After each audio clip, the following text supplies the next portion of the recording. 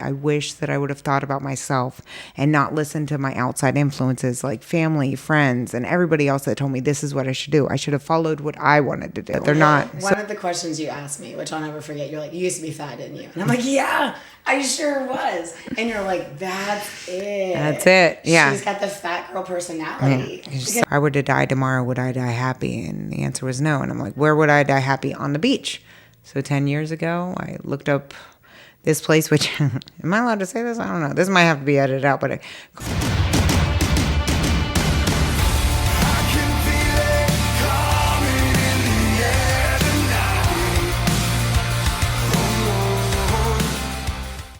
Hey friends, Jennifer Eddings with the Call It Collective. Today I am super excited.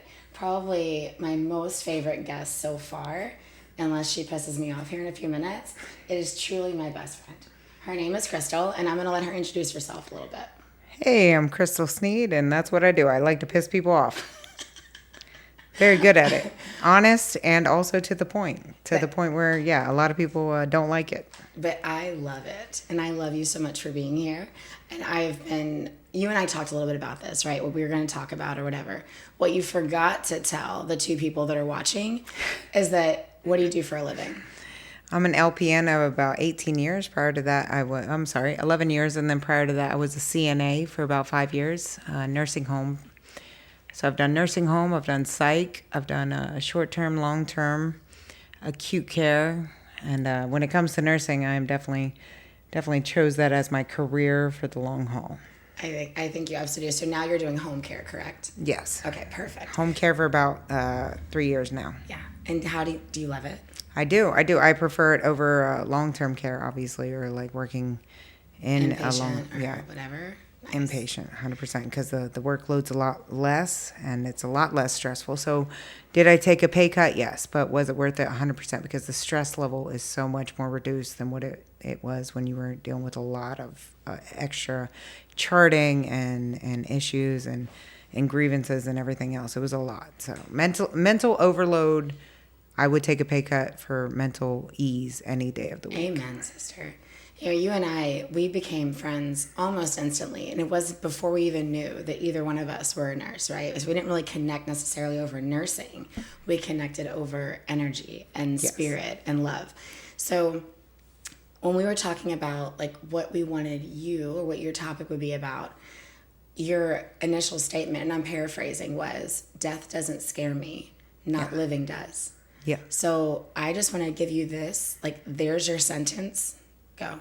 Unpack that a little bit for me. Just a little bit. Unpack your whole trauma. No, I mean, you're welcome to.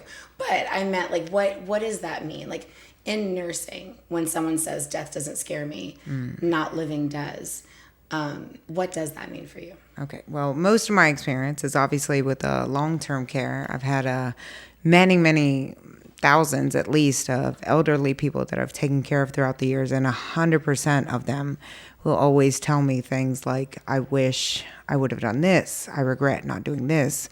And most of the time it is personal preferences, right? I wish that I would have thought about myself and not listened to my outside influences like family, friends, and everybody else that told me this is what I should do. I should have followed what I wanted to do. So I took that as a young girl, as a young nurse of 25, and 25, 26. And I took that mindset of stop listening to what other people say you should do with your life and do what you want to do with your life. Because in the beginning, you were born with you. And in the end, you die with you. Alone, always. And if you don't love you, then who else in this world would love you? Because why not love you and what you do with your life? And essentially what I've learned is by loving me and everything that I do with my life and having no regrets about my life is what I've learned is through that. And yes, I've definitely stumbled a lot and I've made a lot of mistakes through it, but through that I've never regretted because it's always been me deciding that this is what I want to do. I don't listen to what people tell me to do or what I should do or what's right and what's, whatever. Mine is breaking the law and all that. I'm not talking about that. I'm saying like your personal judgment of what you want to do in life to make yourself happy, do it. Because 100%, the only person that is in your life is you. Always. It is you. There's no one else. I don't care. It's you? Thank you. It's you? Yeah. Is it you? Just sure? to accentuate, it's me. Is it you? Okay. There might be others. No, I'm kidding. Just a You're few. born with Just you, a you few. die with you, and that's it. That was the point, is love you, because if you don't love you, then what else is there? I feel like, just because I know you personally, I feel like this is probably a philosophy that you've carried with you for a while. Was it nursing that, or was it, is it not? No, I didn't carry that with me for a while. It was nursing that kind of gave me that perspective, because I was like George Carlin, the late great George Carlin said, I was Catholic till I was old enough to know better. I was born and raised Catholic, so I know, and I had CCD classes and all that. But so you're taught essentially, right? Like anything that you like is guilty, right? And feel guilt about it, no sex before marriage and all that. So and everything else. But it was always about, what does your family want you to do? What does your community want you to do, and everything? It was never, what do you feel like you should be doing? So do you feel like, as growing up, do you feel like your family did push their own agenda onto you often? Or did you feel like, so for me, I don't think my family was very loud in saying, like, they weren't like beating me down saying, like, get better grades, do this, do that. That guilt and that weight came from society, to be very honest with you. You and I have also, we have so many parallel stories. You and I have both gone through a lot of weight loss. And so I wonder if your personal history, like was it family that they told you weren't doing what you should, or was it society? Was it the expectation for women to look a certain way? I'm not gonna get you a real start on that, because we don't got all day. Yeah, we could go our entire lives totally talking about that. That's a whole different level of unpacking. Sure. 100%, my mother was my greatest influence in my life. I will say that. And 100%, no matter what I brought around, it was always be happy. Whatever you do in life, be happy. Whatever it is, whatever you choose, I support you, and to be happy, because that's it. That's the most important thing. So she started it, but then I never fully grasped it until, of course, the nursing and talking to elderly people that had the same thing, where literally they'd just cry and everything, and tears of regret and all that they didn't live for them, as opposed to living for their family or their kids or everybody else in their world. And we literally got one shot at this shit, right? Yeah, like we got one shot. I believe we have one shot, and that's it. And there's no whatever. It's 100%. This is it. So make it the best, because this is all you got. That's all you got. That's all you got. Don't break the law, though. Don't break the law. Accentuate. It's not about breaking the law. It's about just kidding. Season two. So my next question for you would be, what got you into nursing? And I know that they ask nurses all the time, what's your why? What's your why? Yeah. For me, it was more my why not. And I don't have many things to say about why not. Like, why would I not go into nursing? Because it's just who I feel that I am at my core. And I love you in your heart, and you know that I believe that it's about you, like that's you too. But I'd rather you just answer the question yourself. My fault. I already know. And I already pre-warned her that this was 100% just going to revolve 100% about the main source of everything I do in my life, which is my mother. And that's what it was. Is she was getting older, and she had some mental health issues and everything. So in that aspect, I wanted to be able to take care of her when she got old.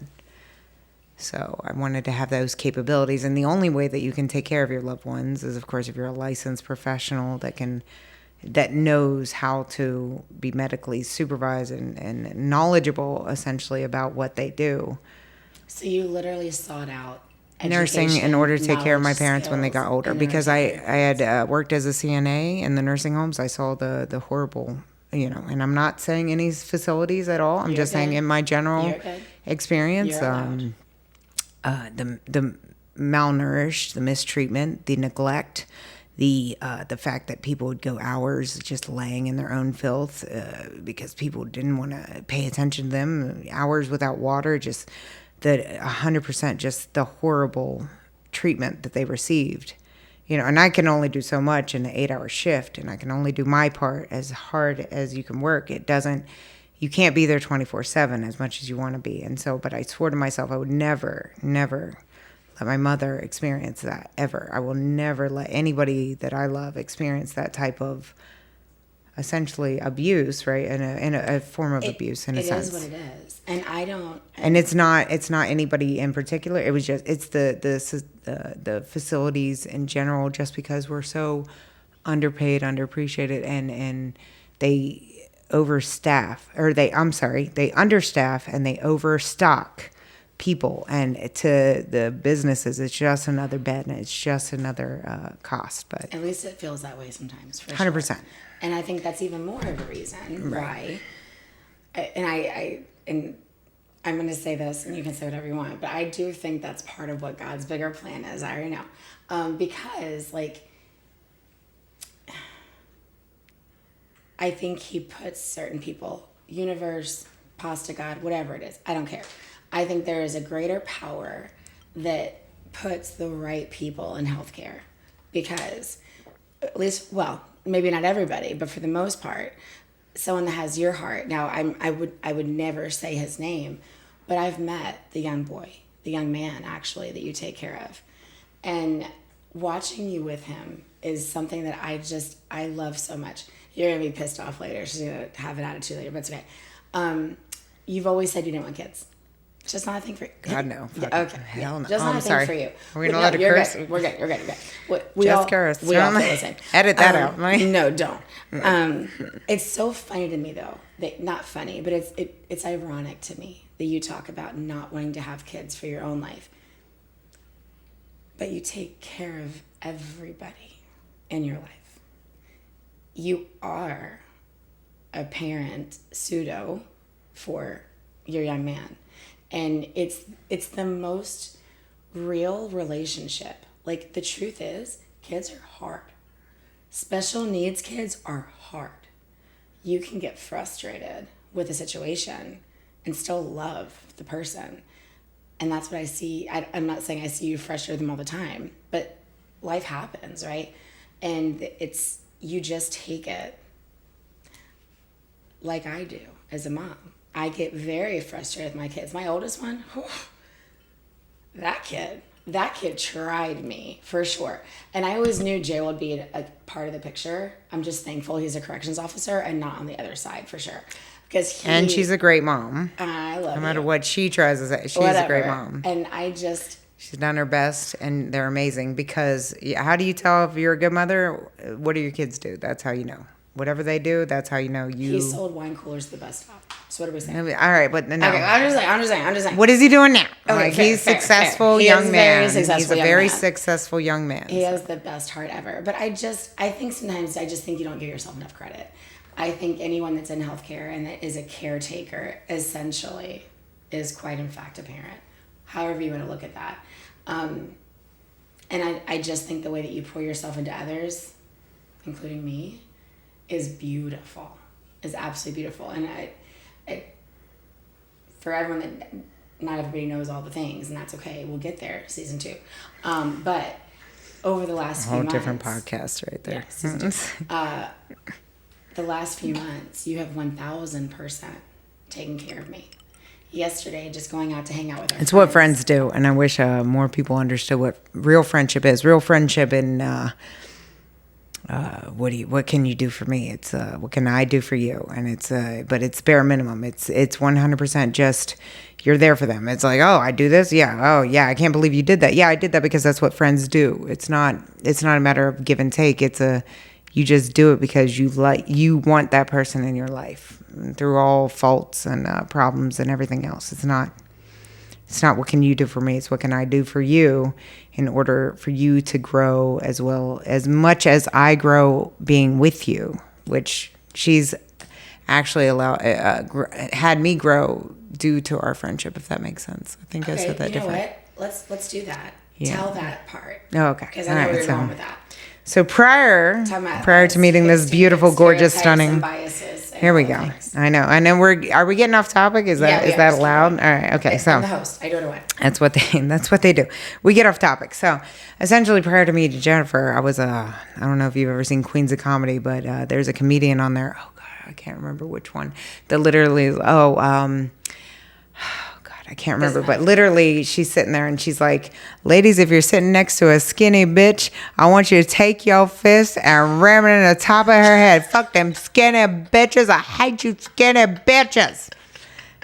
Forget the skip. It's Queens of Comedy, and I forget which one does that. But I think that was you. No, 100%. That was you. It's Side Splitters. 100%. I had that exact same mentality up until I met this gorgeous, stunning woman. But 35 years of my life, I had hated skinny women, had a hatred towards them. Well, not a hatred.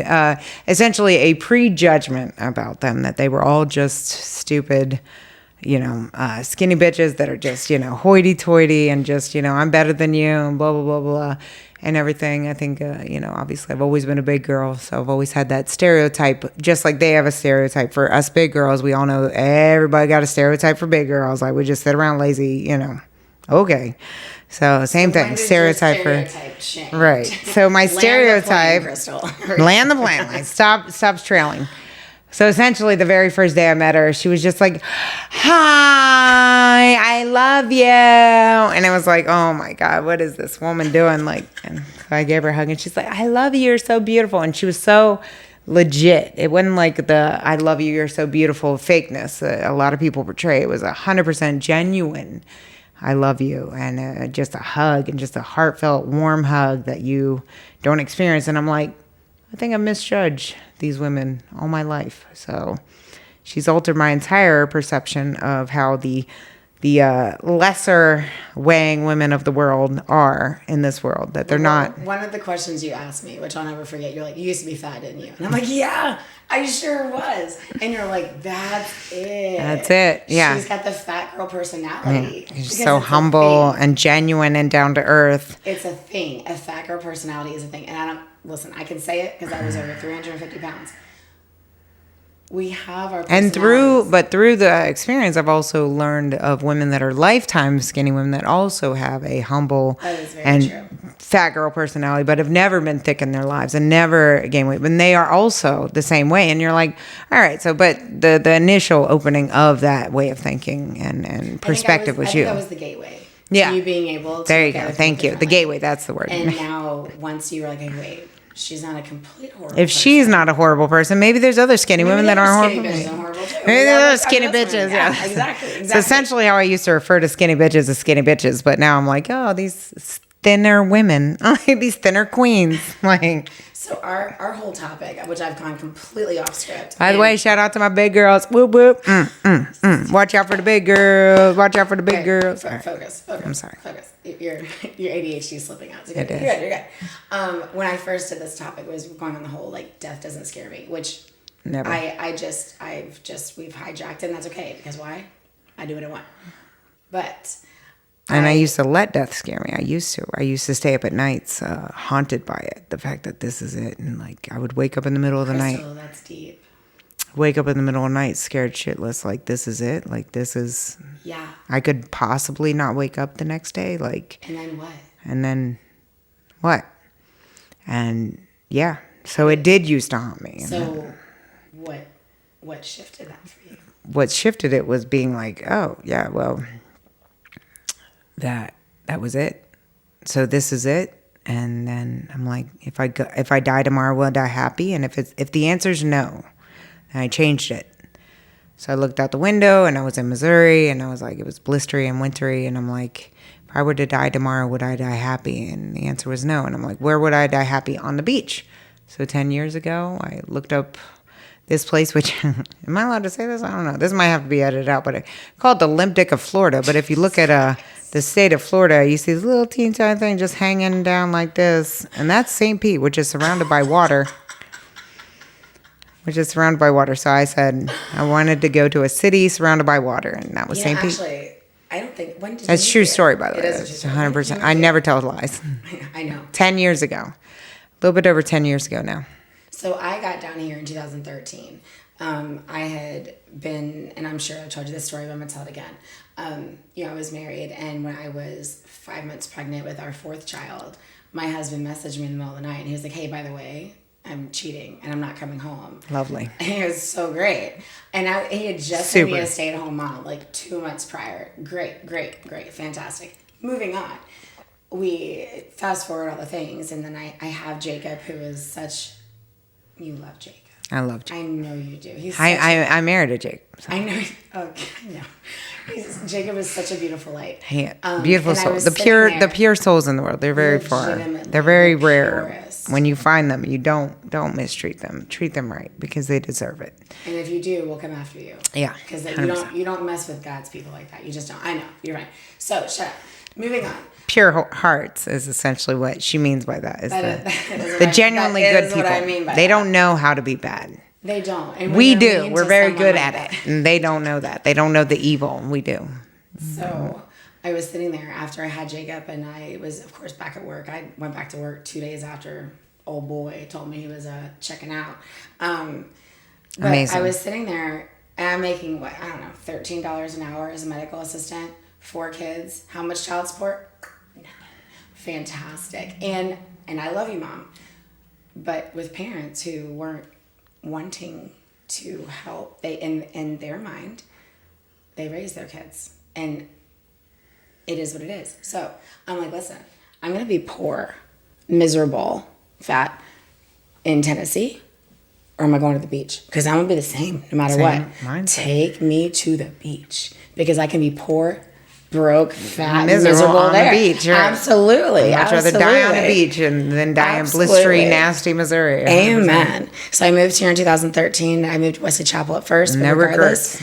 And no regrets. Not a single one. We call it regrets. I don't know if you remember the old Snickers commercial, but that's. I think they get it. I think we all get it. Just want to make sure everybody understands that.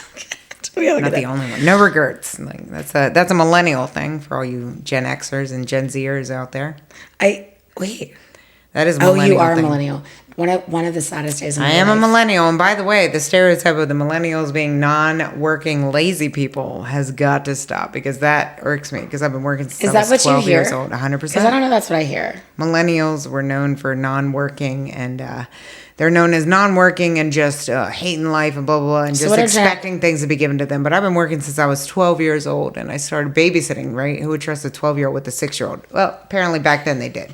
In the 90s, they did. So listen, things were off the chain. Right, I was a babysitter starting at 12. We were frolicking in a meadow and at 5 p.m. at night, gone all day long, drinking out of water hoses. We're not built the same anymore. Just make sure you were home before the street lights came on. Well, and for me, my parents didn't care about that either, so it's fine. But we had it takes a village. So literally, we'd have the neighbor yelling at us like, "Get your ass home, Crystal." Like, edit that out later. Get your ass home, Crystal, before I call your mom. I'm like, okay. So if you're viewing this right now and you haven't subscribed, hit the subscribe button. Also, check out the content. We're spreading a wonderful message. We are celebrating healthcare leaders, celebrating individuals that are all about advocacy and leadership and uplifting their community. And that's what we're doing on this platform. In 2026, you're going to see even more growth. We're adding new podcast hosts. Check out See Yourself Showdown on our YouTube channel. Check out the Florida and Family Conference vlog. If you have not seen our Florida Healthcare Conference series, also check that out as well. We're bringing a different media format to the healthcare space. We need supporters out there like you to continue to support us, continue and book us for future events to help bring this to reality. There's other industries that embrace influencers, that embrace different media platforms. We want to bring that to healthcare, and that only happens by people saying yes. So if you're interested in Jennifer Edding, she's accepting bookings at this time with the Call Light Collective, bringing that sparkle and her love and her light to your event. If you're interested in Norman Harris, the captain of Love, Peace, and Joy and Comfort, I'm accepting bookings. I'd love to bring the life and edutainment to your event. I love, actually, I'm gonna pivot a little bit on that. It takes a village, because they say that a lot, referring to raising children, rearing children. And again, look at me, the way you have been my village for my kids. I'll never be able to thank you enough. I've now cried on every single episode, but that's okay. Shocker. It's okay. But shut up. That's what she does. That's literally what I do. That's literally what I do. I posted, it doesn't matter. I'll go back to that. It's okay. I posted earlier, it said, I said I was a baller, not a baller. I meant I cry all the time, you guys. Anyway, so The village thing. So you talk about when it said a lot referring to kids, but the truth is, it just takes a village for any of us 100%. to go where we go. You recently had the most beautiful red wedding. Congratulations again, by the way. Thank you. And we talked a lot about... Chose a good man. Choose the right one. Yeah, we should have had this conversation. We should have had this conversation 20 years ago. That's a whole nother podcast. A whole nother podcast. But we talked a lot about... I even made a post about the way you filled up that room. You don't have a large family, no. but you filled up an entire room of people that love you. And they are your friends who you have made into family. Family. I call them family. Talk Friends to me a little bit that about are my family. Family. Because I actually do. It's actually the funniest part about all this. I actually do have a big family.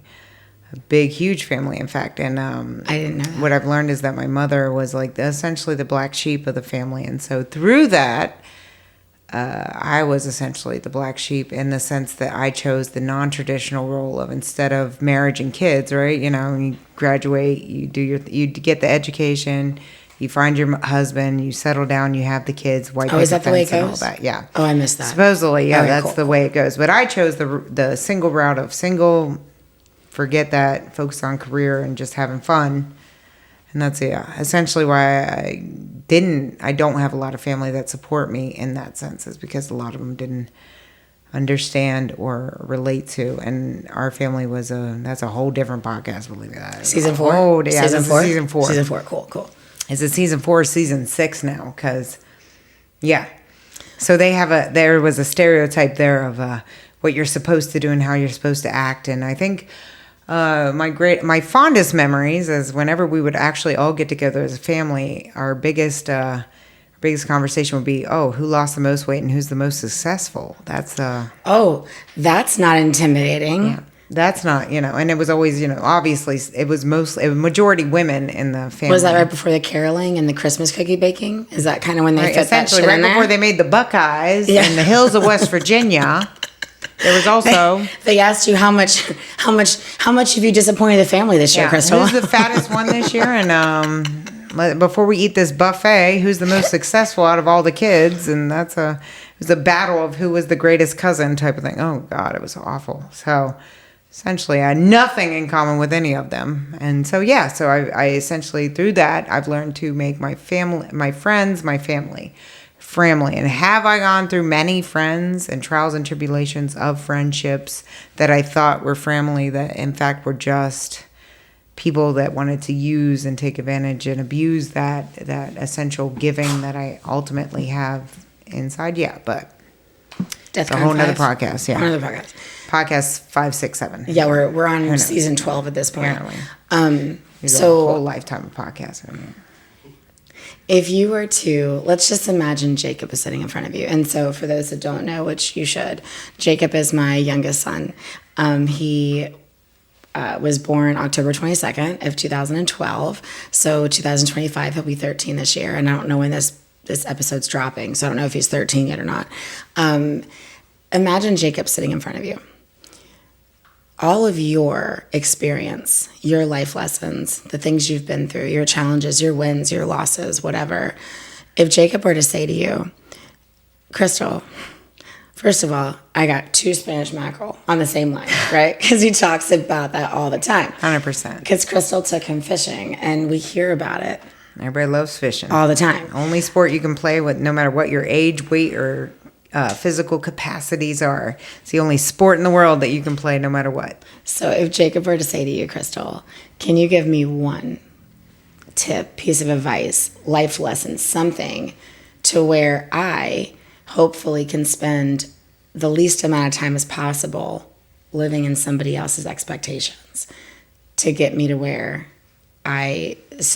to learning how to love yourself and learning how to live for yourself, that's not a Cracker Jack box thing. You don't just open it up and here you go. That's hard, Crystal. And I don't even know. I do know. I'm not completely there. Well, it's constant work, too. It's not just you learn to love yourself and that's it. That's not how it works. It's every day you choose you. So tell Jacob how to start. I think you just did. But do it That again. was- I know. Sorry. Do Every it again. day you choose you. Like that's essentially the main thing. Every day you choose you is in. Now for younger people, like he is 13, you said he'll probably be. So Yeah. at that point I would be education, because I would say that if I could go back, if it wasn't the age I was, I would definitely stress education above that. And I know that's what all old people say. Quote unquote old people. I am one of those now. That's what all old people say, but it's so important because with education, and once you have the certifications and the licenses for anything, it opens so many more doors for you that would not be opened if you are to just give up and drop out and everything. And I was a high school dropout, and it was so much harder because I was a high school dropout. I dropped out senior year. I know, right? Right at the end. Everybody's like, why? I didn't attend any of my senior year. I was literally skipped almost every day to where they were going to kick me out anyway. So I was like, forget it. So yeah, I was a high school dropout that literally got my GED at 21. So Well, that's impressive. yeah, Crystal. but it's one of those things where I stress education, because if I were to do it again, I would have obviously been certified and licensed in way more than what I am now. And what you are now. But I is let so great. the peer pressure, right? The hanging out with the friends, right? Because it is fun. I'm not gonna lie, that's the fun part, right? That's the hard part to say no to, is the having a good time and wanting to be with your friends and spend every moment with them, just ditching and having a great just summer season, just doing whatever, right? Because you're young and you're full of energy, and that's what you have time for, is just that fun, and you don't want to miss out on that. I don't regret doing it, but I do wish that I would have stuck with the education as opposed to skipping class to go hang out with my friends at the diner or McDonald's or whatever. Like, You were talking about education. Actually, I see it from two different places, and I did graduate high school, but I did not go straight into college. Nursing was a second career for me. I got my degree at 35 years old.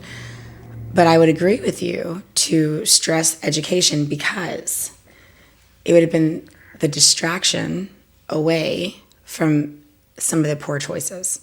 And had regardless of whatever degree I got, it could have been a bachelor's degree in pears. I don't know, but it would have kept me busy, and it would have kept me out of trouble. And it would have kept me focused on something. Yeah, here we are. when you're young, there's a lot of trouble. Here we available. are. God, there's 3 way more trouble marriages, available. 4 kids. Here we are. Here we go. So I do believe now. Again, I go back to this all the time. I'm thankful for my life and my journey, because I would not be the woman I am today if it wasn't for the challenges I went through. And for the first time in a very long time, I can tell you I love myself today, and I'm so proud of myself. And I'm thankful for the things I went through. However, did the little Jennifer, the young girl Jennifer, deserve an easier path?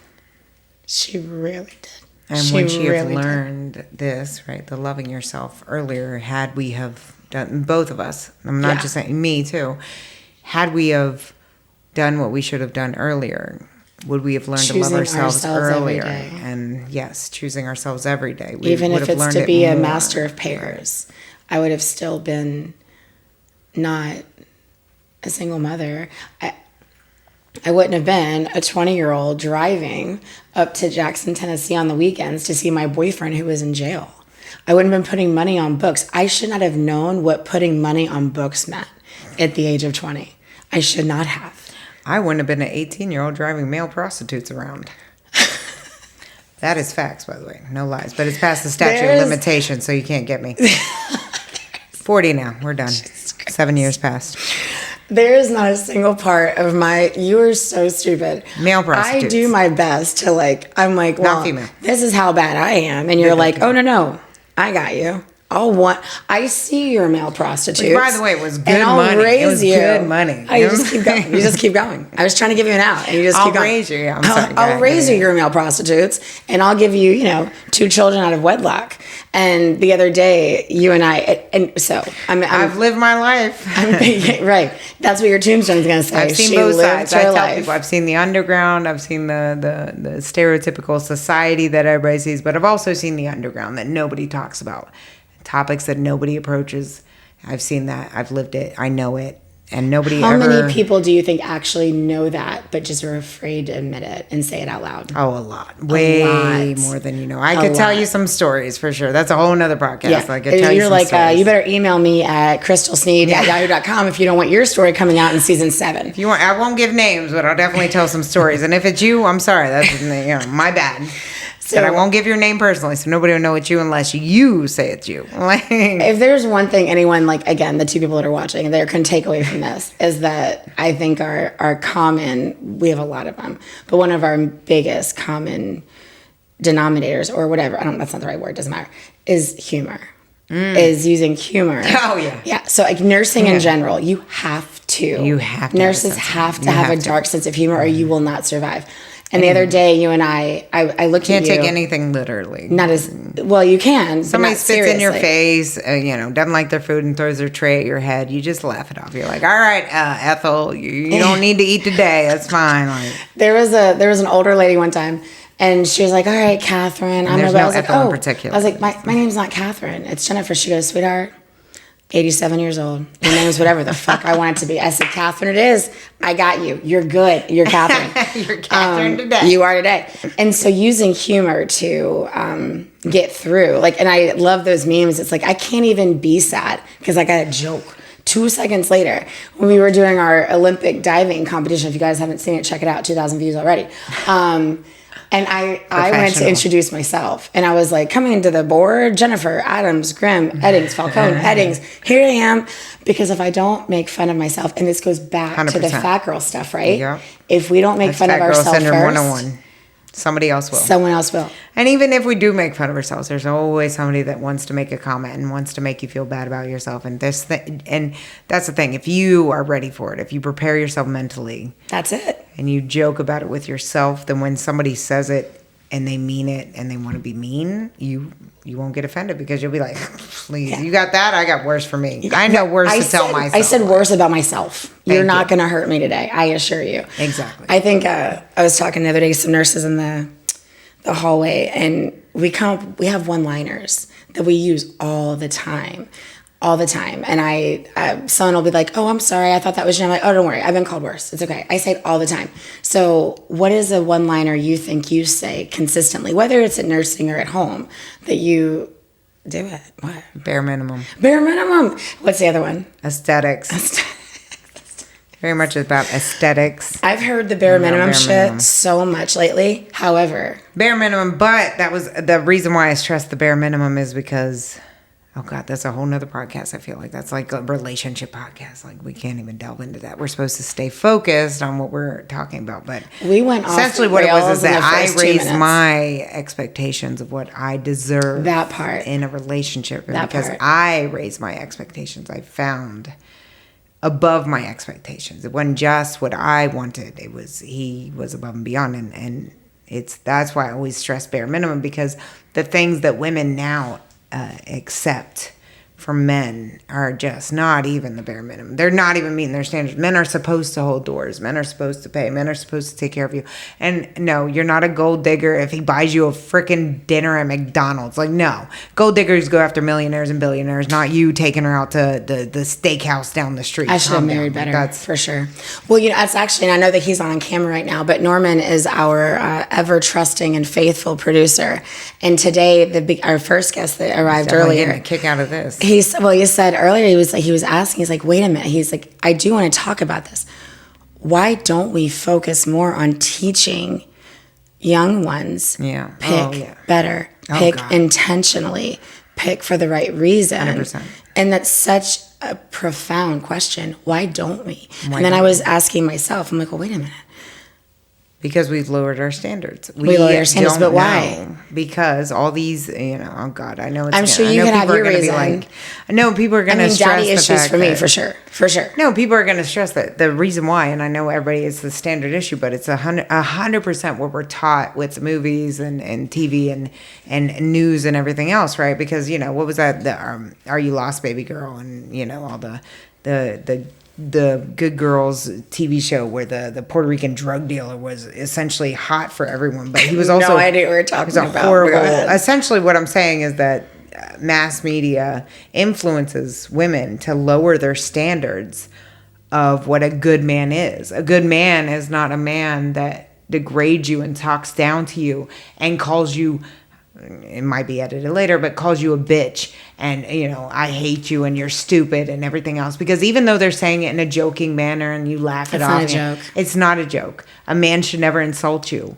Ever. Even when it is in a joking manner. It's like, you're stupid, you're worthless, And it can go both ways.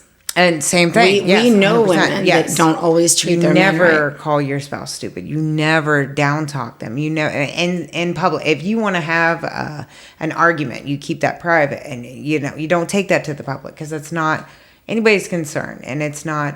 It's one of those things where you don't degrade your spouse in front of other people, especially in public, because then they look down on him, right? Like, for example, for me, it's like if I have an issue with my husband, it is 100% like I will take it to him and not take it to a friend or whatever.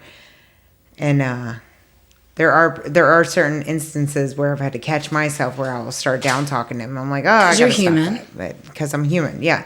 But once again, that is one thing, is that people need to stop allowing people to pick better. To pitch. We have to pick that better. Less than the bare minimum is okay. Yeah. Because a man should be moralistic. And women too. I'm sorry. Not just men.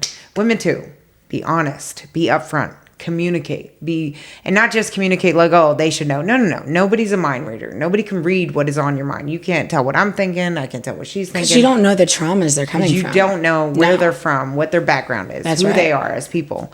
Anything. And so in that, I say you have to be able to communicate effectively and openly and honestly. That is, I know they're like, communication is most important, because it is. Just like if you're taking a picture at a restaurant and a woman with blue hair jumps in and you try to ask her to move. But because you touch her. Because you move her out of the way. And you don't know that her past is a Correct. trauma of being touched, right? So she's been inappropriately touched. So touch to her is essentially Correct. like stabbing her with a knife in her stomach. You're like, so she reacts the same way as you, who is a very touchy-feely person. So you have to, it's a balance of, okay, so this person is not good with public interactions, but at the same time, don't take somebody who's not comfortable with physical interactions to a public place. There's that. There is a lot, so I think if there's one thing that our faithful audience of two can take away from this, is you and I both communicate, are undiagnosed and unmedicated for ADHD. 100%. Because somehow we ran to 17 different topics, and I would not want you any other way. I do know that our time is ending, so that's the only reason why I'm landing this plane, Crystal. Sorry. I don't think we established any. I don't think we answered any of the questions, but essentially live life to what you want. Don't listen to anybody else. I'm the host. Thank you. I'm gonna tell you something. I wanted to tell you. What I do want to tell you is that the woman sitting across from me today is very different than the woman that would have been sitting across from me 2 years ago. I loved both women deeply in my soul. I am so proud of you. I am proud of the growth. I am proud of you doing your own work, because that is one thing you're so big on, is accountability, self-awareness, self-growth. You don't like how you are, change it, because no one's coming to change it for you, sweetheart. Stop You have done so much work, intentionality, to where you did get an amazing husband. And what we said this the other day, by you getting him, he has helped teach me what I should be looking for. A lot of women, yeah. And a lot of women in our friend circle were definitely influenced by him, because they see that he is giving well above the standards. So the work you've done, good man. The work you've done has not just helped you. The work you've done has helped a society of women who look in on you and are like, wait, what did this bitch do? Because he hasn't even called her ugly once. Like, he hasn't fat shamed her at all. What? You will never hear a man insult me. Exactly. Oh, they say healthcare is not interesting. I beg to differ. At Comfort Measures Media, we're proving every day that healthcare is entertaining, educational, and full of stories worth telling. We deliver knowledge, resources, and real advocacy in a way that engages, inspires, and connects. Florida, #1 healthcare edutainment station. I am Norman Harris, the networking solution. Let us highlight your organization and give it the voice it deserves. Ooh-wee. So I just wanted to thank you, seriously, because you're a beautiful person, and I'm proud thankful of you because you're working on you and you're boosting yourself up I am every working single on me. day. You're right. I am working on So, me. and everything, every day is a work. It's not, you yesterday is not Jen today. It's not Jen. So another thing our audience can now decide and see for themselves is that Crystal doesn't take compliments well. Crystal likes to turn it back on somebody else. No, what I've learned is that you don't just accept compliments, you also give compliments, because the person that is giving you a compliment deserves compliments as well. Don't just make it all about you. It's not about being self-centered. It's about also being aware of other people. If you guys think this was painful, you should see us on a Friday night. It is absolutely the best. You have been the best part. I don't think we've answered a single You question. have been the best part of my life for the past few months. And I do want to thank you, because I don't know that I'd be here. I know I would not be sitting here trying to reach back into the flames of hell that we just crawled out of, because we promised once we came out, we would always reach our hand back to help pull somebody else out. And had you not been who you are, I wouldn't be here today fulfilling that promise that I made of trying to reach back and grab other women. Heard, but don't forget, I hate don't try and save somebody from drowning when you're drowning too. This is the Call It Collective. Until next time, all my love, all my light. Because I'm like, you can't save somebody drowning if you're drowning as well. Like, you don't do that. We could go on and on and there could have been on. a better ending. I just have to shut. Jennifer, thank you. Yeah. Until next time. We're done. We're done. Because that's the only way that we're done. Otherwise, we'll just keep going. That's it.